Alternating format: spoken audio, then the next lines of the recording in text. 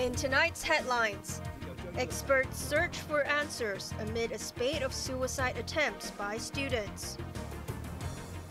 Dozens of children trudge up a slope to look at their new kindergarten. And more Palestinians are killed as Israeli air raids continue in Gaza.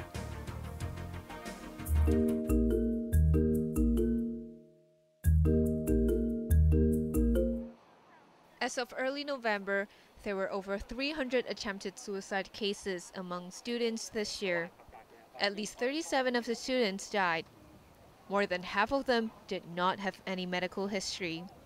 The government has rolled out a 3-tier school-based emergency mechanism to identify secondary students who may be suicidal and provide timely support. Schools will have to pinpoint such students before the authorities can offer off-campus support. Severe cases will be referred to the hospital authority. Taking to the airwaves today, Paul Yip from the University of Hong Kong emphasized that schools play a crucial role under the mechanism. But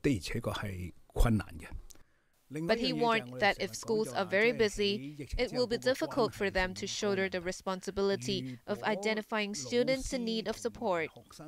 Yip, who heads Hong Kong University's Center for Suicide Research and Prevention, noted that the 3-tier mechanism will only last until next month.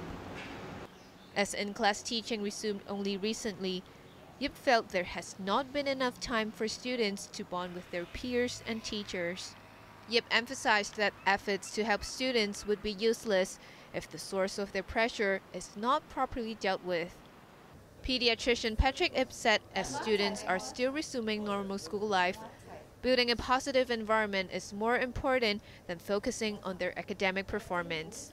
If they have a good peer relationship, good support and with familiar teachers and social workers, understanding from their parents actually can help to avoid most of all those adjustment disorder complications, including self-committed suicide and also self-deliberating self-harm. Ip added that resuming a healthy lifestyle for students after the pandemic, such as exercising regularly, can greatly reduce their stress level. Janice Low, Cable News.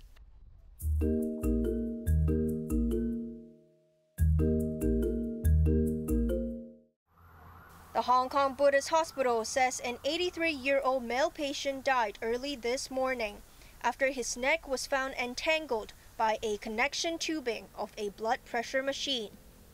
Staff who checked his ward saw he was sleeping, but he was found unconscious 15 minutes later. The man was admitted on Wednesday for end-stage renal failure and pneumonia. The hospital in Lok Fu has reported the case to police and said it will help the man's family.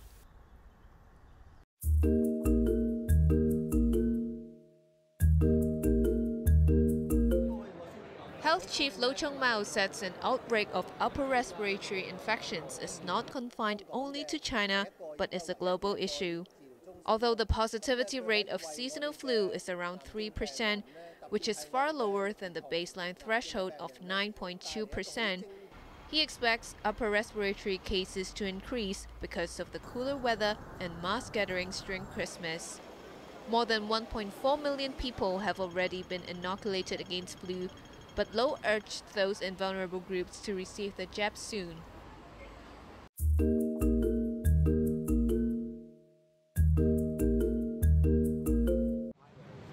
Dozens of students, accompanied by their parents, walked up the slope this afternoon to visit St. Paul's Church Kindergarten in Central.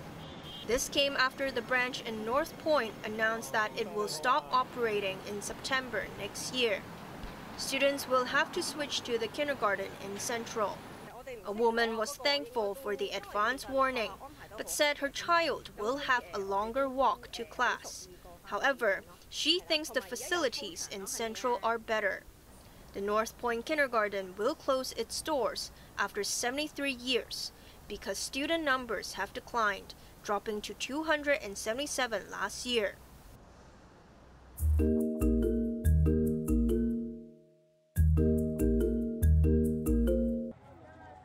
Israel has bombarded the Gaza Strip for the second day, following the collapse of a week-long ceasefire with Hamas.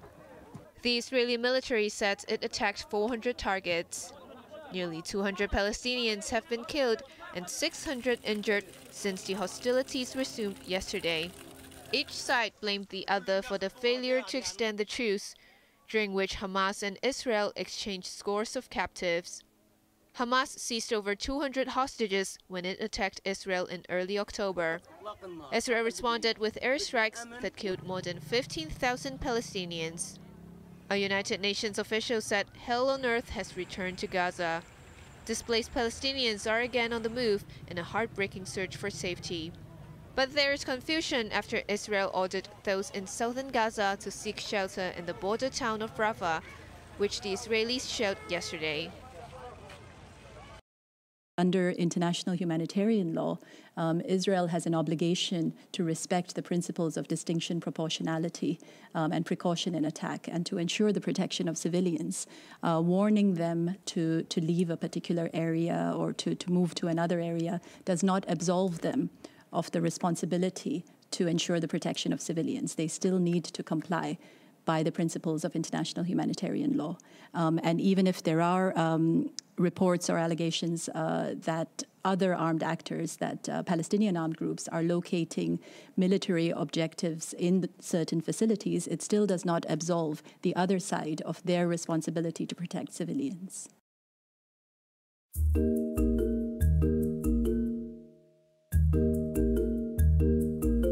The yeas are 311, the nays are 114, with 2 recorded as present. 2/3 voting in the affirmative, the resolution is adopted, and a motion to reconsider is laid upon the table. The chair announces to the House that in light of the expulsion of the gentleman from New York, Mr. Santos, the whole number of the House is now 434. Santos stormed out of the House of Representatives when it became clear that he would lose, as many of his Republican colleagues had turned against him. He is only the 6th lawmaker in U.S. history to be expelled from the lower chamber. Santos was accused of lying about various issues, including his career and qualifications. He is awaiting trial on many charges, including money laundering.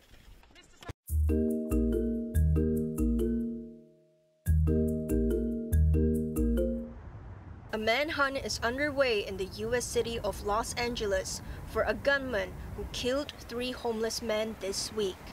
The attacks took place in the early hours of the morning. The victims were 2 Hispanics and 1 black who slept in open areas. This news is devastating to our city. Living on the streets we already know is dangerous, and we already know that 4 to 5 people die each day on our streets from a range of causes. And violence is certainly one of them. But I want to be very clear about what we're facing today. This is a killer who is preying on the unhoused. Now, our message to the unhoused community is clear. Do not sleep alone tonight. Seek shelter, seek services, stay together, seek support.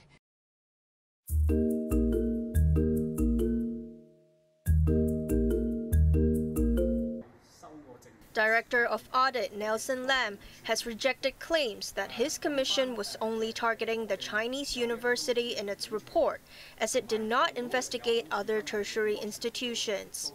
The Audit Commission report that was released on Wednesday slammed the university in Shatin for not doing enough on national security, and also because none of the restaurants on campus had food business licenses. Lam refused to disclose which university could be examined next, saying the commission will monitor all organizations that are subsidized by the government. But universities that conduct an internal review might be exempted, he added.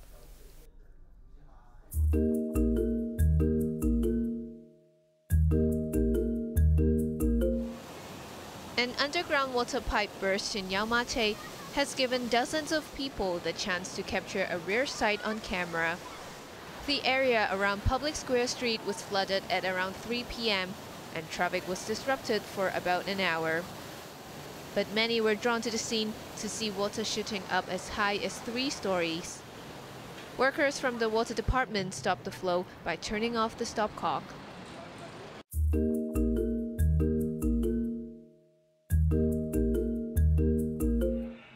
Security footage from a grocery store captured the moment a man picked up a cat and took it away on Wednesday.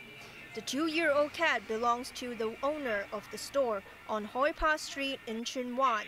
She said her pet was allowed to walk freely and many customers love to play with it. She only learned that her cat was taken away when a witness informed her. The woman has appealed for the return of the cat as soon as possible.